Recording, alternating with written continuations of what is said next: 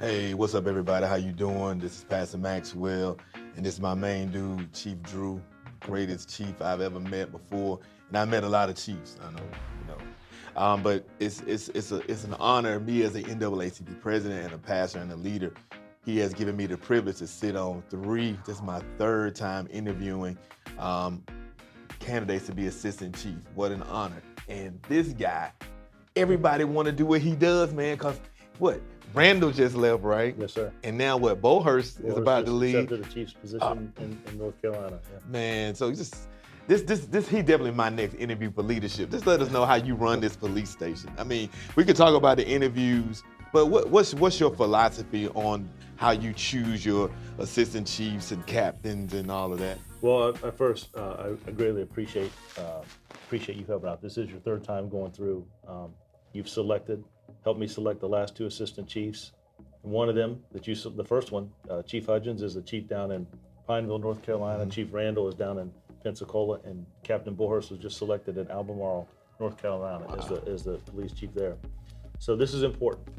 Leadership is important. The panel today, we have a 4-member panel that will interview 6 candidates. We're going to interview 4 internal and 2 that are external. We opened it up, and I'll tell you, Pastor, we had people from Chicago, Philadelphia, Memphis, Tennessee, Hampton, Suffolk, Richmond. So we had a lot of people. We had 22 people apply. So we looked through the applications. I worked with HR to screen those, and we're going to do the first round today. So I think the leadership side is I know what I'm looking for, but I need people to have different perspectives, right? You're one of the things I like about you is you ask hard questions. You ask questions about community and what is the vision going forward. Not what we're doing. What is the vision going forward?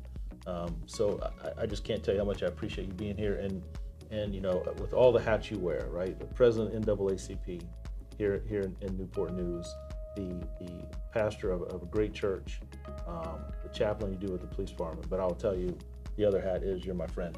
And since I walked in the door here in Newport News, you have been an ear that I could talk to and listen to.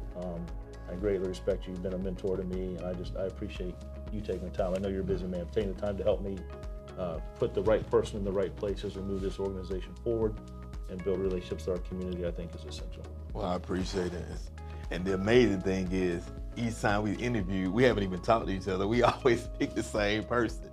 In fact, the panel pretty much every time has been unanimous. You got white chief, the black pastor, a white female HR person, and a black female activist, and we all chose the same people. I mean, the panels have changed before, but we've always had 1 and 2, and it's like we sit there, and even it's like when you interviewing objectively, it's just amazing how close you come with each other, because he has these series of questions, which I be stealing, by the way. Yes, sir. No, he got these series of questions, so you do it. It's a 6 questions we ask, and then you rate them a number of how good they answer that particular question, and that's what's so amazing. It's just so cohesive. Everyone gets asked the same thing. Everyone has the same opportunity, and most of it is built toward the philosophy and how he leads.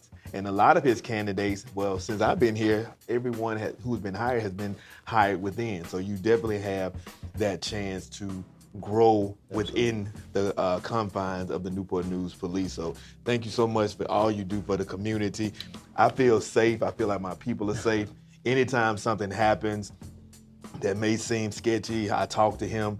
The shooting that happened over at Heritage High School, I called him. He let me know what's going on. I was on the scene as a chaplain. Sorry, Chaplain Satcher, I did dispatch my own self, but that's what I do. I'm sorry, I'm gonna say I went as the pastor. No, they say I can't dispatch myself, but sometimes you gotta do what you gotta do. Sometimes you gotta do what you gotta do. But it was so, the police, the way they interacted with the students and the teachers and the parents, and even though the parents some of them were hostile because they were very nervous about their kids. Yeah, understandable. Chief kept his people calm, and they understood, you know what, right now it's a trying time. It's been a shooting in here, and they really were very professional.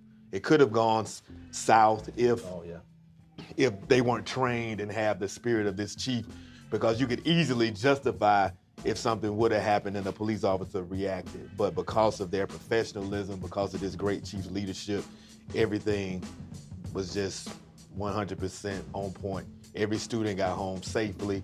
No one was killed, and I would say that's a testament to their lockdown strategies and all of the different trainings that they do with their SROs and the administration. Yeah.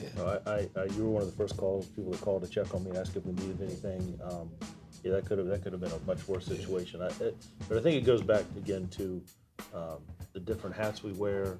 But I call you my friend, and the relationships we have, and regardless of what the issues, if you can sit down and have conversations, I think you can work a lot of things out. And I just appreciate that. And the thing about it, the last thing I'm gonna say, see, people act like we agree on everything. We done had tough discussions. We just don't go out throwing it on Facebook all the time. You understand? That's true. We only had one thing. We went to public. I was like, all right, Chief, man, we ain't handle this good.